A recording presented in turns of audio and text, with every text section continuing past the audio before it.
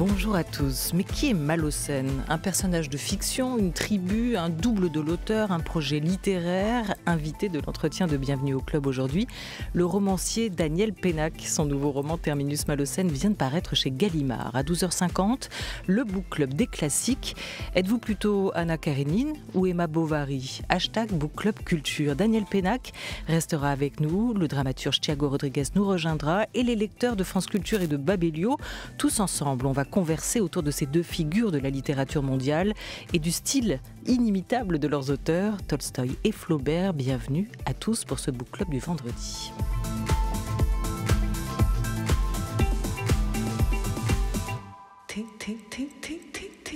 Une émission programmée par Henri Leblanc, préparée par Didier Pinault, réalisée par Thomas Beau, avec Ludovic Ogier, auteur de Au bonheur des ogres, de Comme un roman, ou encore de Chagrin d'école, prix Renaudot en son temps, fervent défenseur de la lecture et de la littérature. Daniel Pénac est notre invité. Daniel Pénac, bonjour. Bonjour. Daniel Pénac, bienvenue au club. À quel club appartenez-vous d'ailleurs? Je n'ai pas de club, j'ai des tribus. C'est un peu plus vaste que des clubs. Il n'y a pas d'interdiction de... Il faut pas... Il n'y a pas de carte. Ah, voilà, oui, j'appartiens au club des tribus.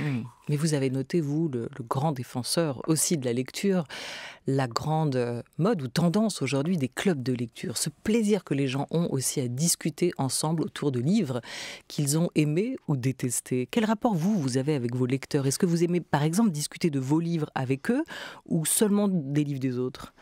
Non, tant qu'à faire, je préfère parler des livres des autres, par exemple d'Anna Karénine ou de Madame Bovary. Mais quand on me parle des miens, ce qui arrive bien sûr, bon, évidemment c'est toujours intéressant. Je reste si longtemps, par exemple celui-là ça fait 5 ans que j'écris, donc je reste si longtemps enfermé dans cette bulle qui est énorme quand on est dedans. C'est comme un soufflet, ça gonfle, ça gonfle, ça gonfle, on est content de soi, on fait des phrases, on s'épate de certaines trouvailles, et puis une fois le livre, le manuscrit terminé, on se relit. Et là, c'est comme un soufflet, ça commence à dégonfler. Un petit peu. Et quelquefois, quand des lecteurs extérieurs, parce que je soumets aux amis, à des amis très techniciens, vous font telle et telle remarque, ça dégonfle encore. Et ça perd de cette importance autosatisfaite qu'il avait fait gonfler. Et à certains instants de conversation, on touche la littérature. Là, on est dans de la critique littéraire, on est dans du propos littéraire, et c'est très agréable en fait. Mais alors, peut-être je reformule autrement. Est-ce que votre rapport à la littérature est plutôt intime, personnel, ou est-ce qu'il est social avant tout? Ça dépend. Il est tout à fait évidemment intime quand je lis. Encore que, il m'arrive très souvent de donner un bouquin en cours de lecture, si je l'aime. Ça m'est arrivé avec Madame Hayat, par exemple. Ahmet Altan. Voilà. Mais ça m'est arrivé 2 ou 3 fois. On me dit, qu'est-ce que tu lis? Ah, j'ai un truc formidable. Madame Hayat, tiens. Avant d'avoir lu la fin, vous passez le bouquin. Oui, alors je suis obligé de le racheter. ça m'arrive, oui.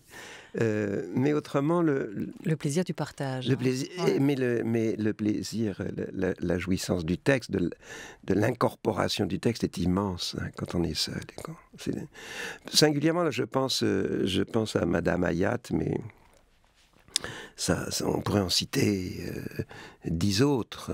Et quand vous écrivez, là c'est le point de vue du lecteur, mais le point de vue de l'écrivain, vous écrivez pour vous ou vous écrivez résolument en pensant à vos lecteurs? Non, là, c'est un rapport entre la langue et moi. Vous savez, c'est une image que j'utilise souvent, mais je suis une baleine. Alors, je descends dans l'océan des mots, quoi, enfin, où il y a tout ce plancton sonore, signifiant, rythmique, etc. Et quand je suis là-dedans, vraiment, là, je n'y suis plus pour personne. Il et une jouissance de la langue, de l'écriture. Il y a je suis tout à fait incapable de faire de la poésie parce que ça me paraît, le nec plus ultra, ça m'intimide tout à fait. Mais le poétique à l'intérieur du roman, combattu par un grand nombre d'intelligences patentées, me plaît.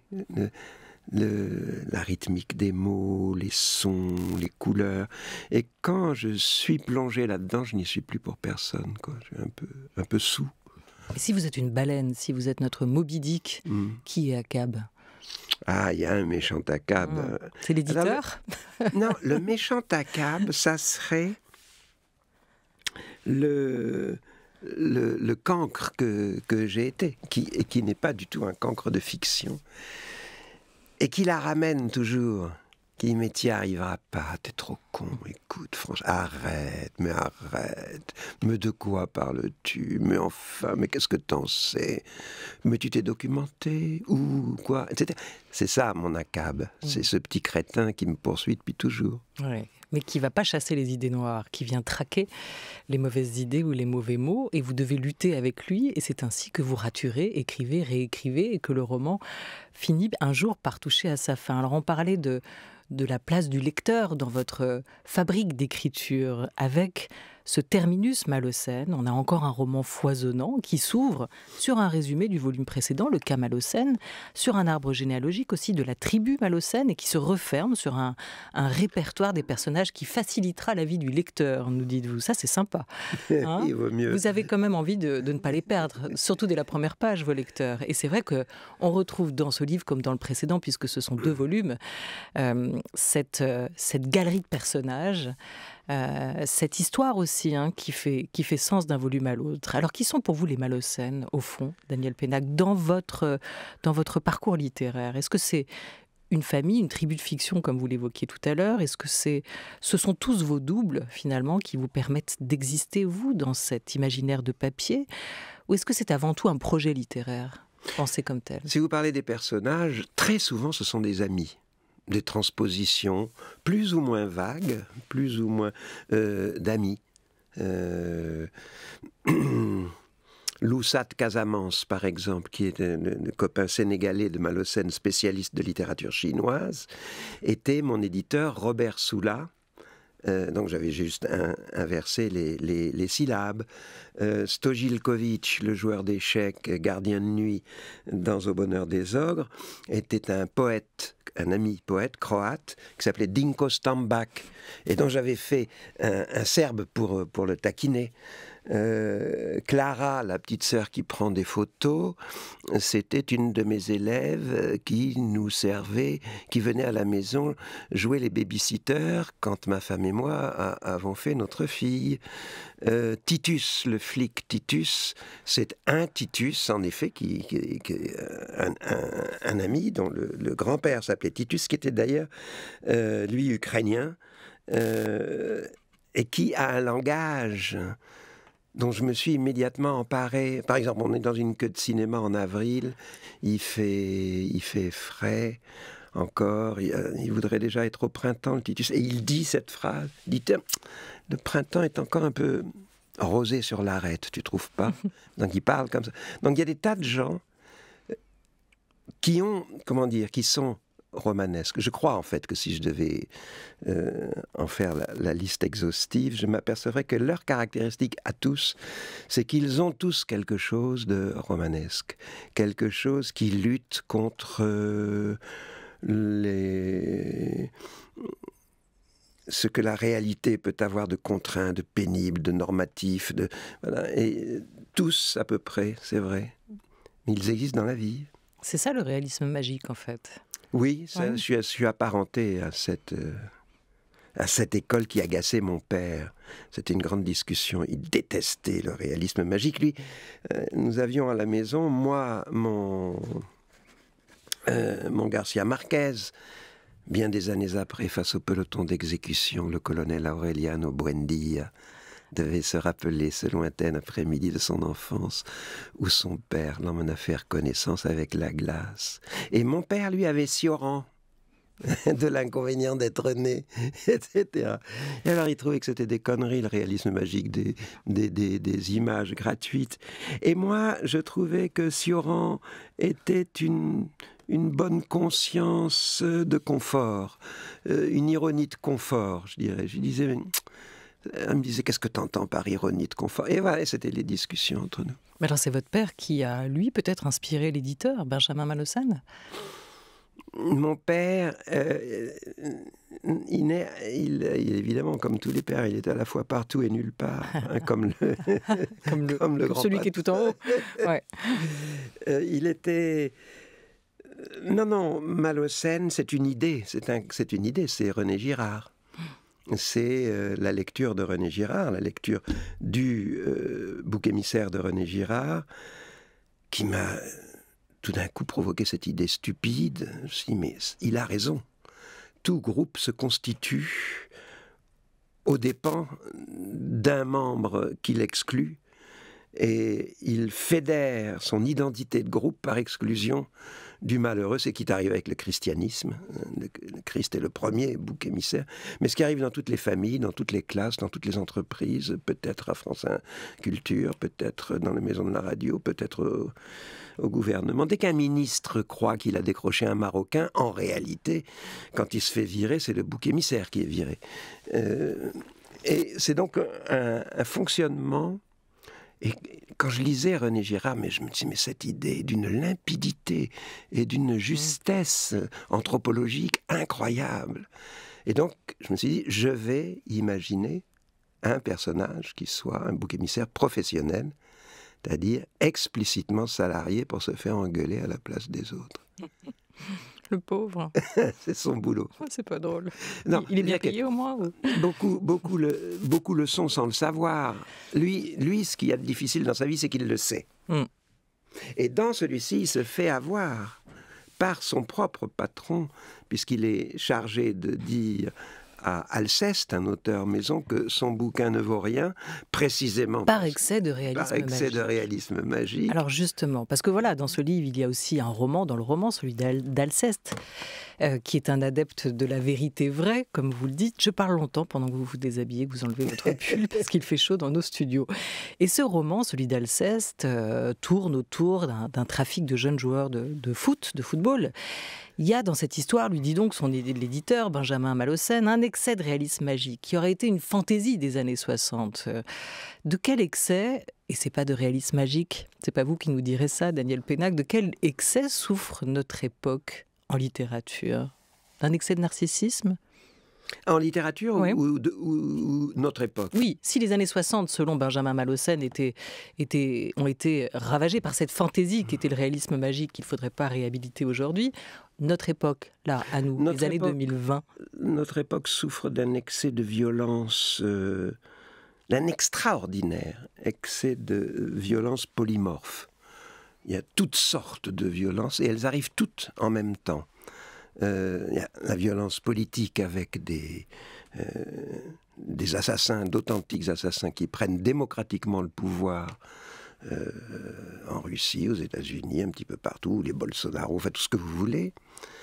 Il y a une violence factuelle dans une époque où il est presque décrété, établi que la vérité peut se fabriquer.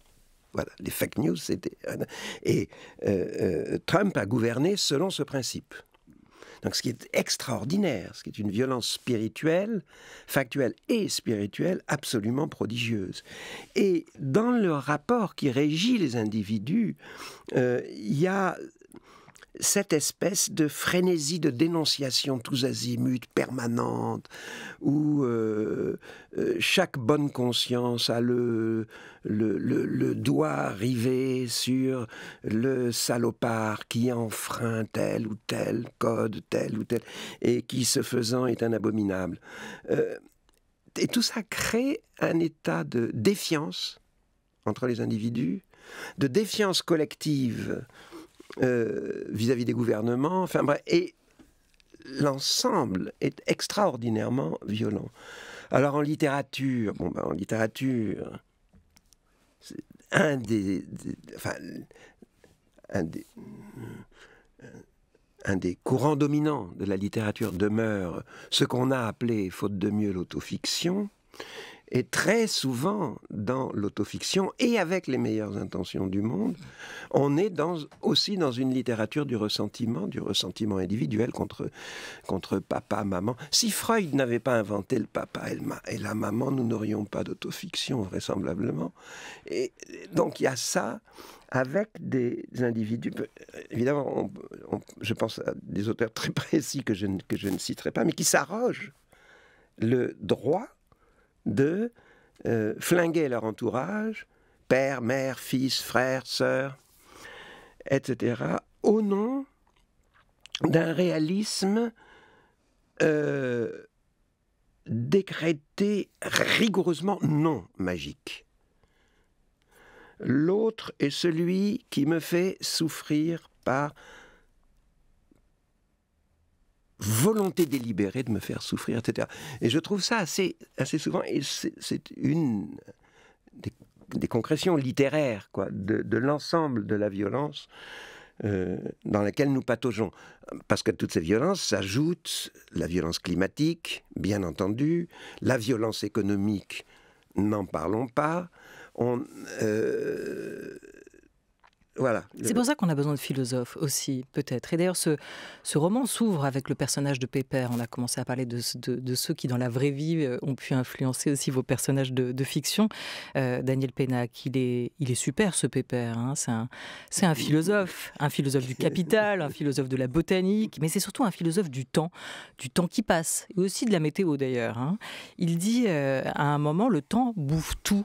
C'est le présent qui règne, et le présent, c'est vous. Ça, c'est ce qu'il dit à la jeune génération, à des jeunes gens qui l'écoutent, hein, Pépère. Il a raison ? Non, il a raison. Il a raison si on peut admettre qu'un professeur, c'est un professeur en réalité, c'est un pédagogue, c'est un pédagogue en perpétuel abus de pouvoir. Pépère, c'est la violence incarnée, c'est l'expression de la violence de son temps. Et comme en plus de ça, Olivia le trouve séduisant, il est en abus de pouvoir. Et il l'a eu au plan de cet abus de pouvoir, puisqu'elle le trouve séduisant, alors que c'est un salopard de l'autre monde. Et il est... Cette histoire de présent, oui, il explique à des gosses qu'il a recruté faire une armée de tueurs, de faussaires, de menteurs, de voleurs, etc. Il leur explique qu'ils sont l'expression de la vengeance au présent de l'indicatif, qui venge cette génération de tous les méfaits qu'ont commis les précédentes et dont celle-ci paye les pots cassés. Allez-y, vous êtes les graines sauvages qui sont en dessous et qui tout d'un coup percent, et le présent, c'est vous. Les gosses, ça les satisfait tout à fait, puisque de toute façon, avant leur recrutement, ils n'avaient pas d'avenir. Et on a tous besoin d'un leader d'opinion. Et on a tous besoin d'un leader d'opinion. On a tous besoin d'un corrupteur, en l'espèce. Et donc ces gosses n'avaient pas d'avenir. Vous savez, quand on est dans le énième cercle de la banlieue, on sait bien que statistiquement, l'avenir est la propriété des autres. Mais quand on a été, comme moi, un cancre réel auquel les adultes disaient « tu n'arriveras jamais à rien », et qu'on les croit, parce qu'ils sont adultes, on les croit. Le désir, on est prêt pour la vengeance, on est prêt pour le baston, on est prêt pour récupérer ce qu'on n'aura jamais en cassant des gueules, en volant, en mentant, en fuguant, en montant des arnaques, on est prêt. On n'a pas besoin de propédeutique, on y est. Et si débarque un Pépère qui dit « mais non seulement vous êtes prêt à le faire, mais vous êtes dans le vrai, mes chéris, maintenant ce qui vous manque c'est de la technique, et je vais vous apprendre à tuer, à faire de faux papiers, à faire ceci, ça. On y va. » Et Pépère devient un dieu. Qu'est-ce qui vous a empêché d'y aller, vous, Daniel Pénac? Qu'est-ce qui a fait que vous n'êtes pas devenu un voleur, un cambrioleur, un criminel, parce que comme les personnages de ce livre? Parce que j'étais pas de la zone. J'étais par ailleurs de la bourgeoisie moyenne, militaire, fonctionnaire. J'étais né dans une bibliothèque, il y avait des livres à la maison, etc., etc.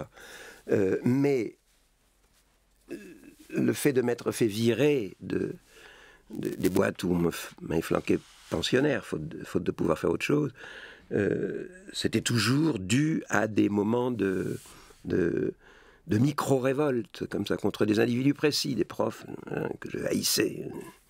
Donc, elle y était, la haine et la possibilité. Mais si j'avais... La haine et la possibilité d'une révolte étaient là. Si j'avais fait partie d'une des zones de l'époque, peut-être que j'aurais... Basculé. Oui, parce qu'il y a quelque chose de marrant dans le banditisme aussi. Monter des coups, c'est amusant. C'est pour ça que ce livre, qui est presque un polar, sans en être un, oui, c'en est. est quand même très truculent aussi. Daniel Pénac, vous êtes notre invité. On va se rendre place de Verdun, si vous le voulez bien.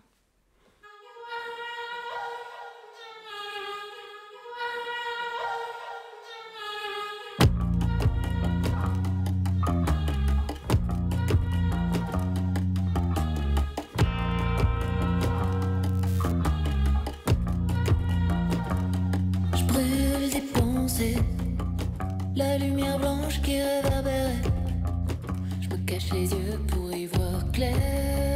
Ça pique un peu de tout défaire. Ça me fait bizarre. Qui est cette fille dans mon placard? Un jean, un pull tout déchiré. Et toutes ces lettres que t'écrivais. Tu venais de la capitale. Admiration quasi totale. Je me souviens quand tu m'as capté, comme une grugeon sur un chantier.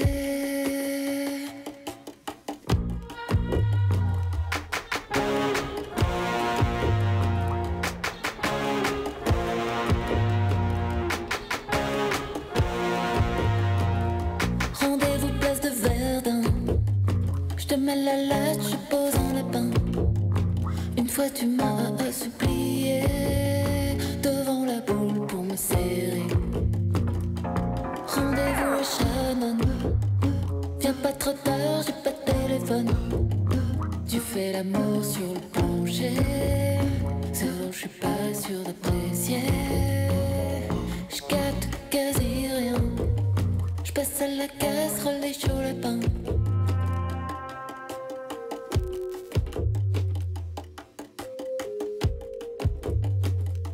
Serre-moi pas la main. Cette fois je sens que tu me retiens. Est-ce que ce monde est le meilleur? Ta jalousie déchire le cœur. Tu me mets la pression. C'est toi qui es vieux, c'est moi qui ai raison.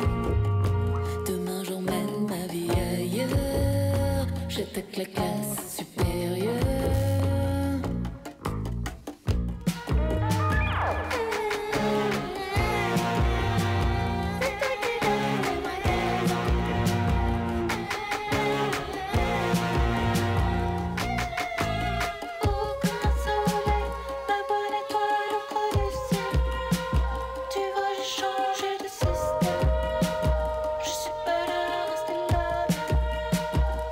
Rendez-vous place de Verdun. Devant la boule si tu t'en souviens. Je la regarderai tourner sur l'eau qui n'a pas changé. Et c'était La Féline avec ce titre Place de Verdun. Elle sera en concert le 18 janvier à la Maroquinerie de Paris.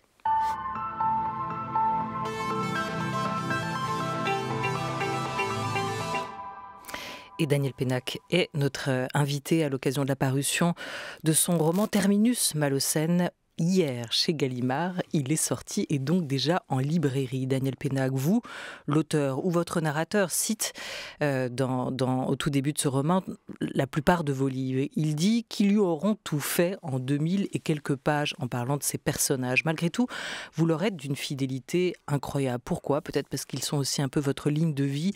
À vous, ces personnages. Cependant, il semble que Malocène touche à sa fin, si on en croit le titre. Il faut un terminus pour tout? Mais j'ai écrit les premières pages du Bonheur des Ogres en 1982. On est en 2022. 40 ans ont passé. Et malheureusement, ils ont passé. Je veux dire que moi aussi, j'ai passé. Ça sent l'écurie quand même. Et voilà donc le principe. Ça sent l'écurie. Ça, c'est du Audiard presque. On arrive. Ouais, on arrive. Mais il va se passer quoi après alors? Il va falloir descendre de cheval. Qu'est-ce qu'on en fait de notre vieux cheval? Ouais. Ouais, non, mais en tout cas, le vieux cheval va ruminer un autre avoine. On va écrire autre chose, on va s'occuper d'autre chose. Mais les Malocènes demeurent pour moi, puisque beaucoup sont morts, mais d'autres sont restés vivants, puisque ce sont des amis pour la plupart. Thérèse était une amie, elle est restée vivante. Clara, l'ancienne élève, est encore vivante. Enfin bref, il y en a.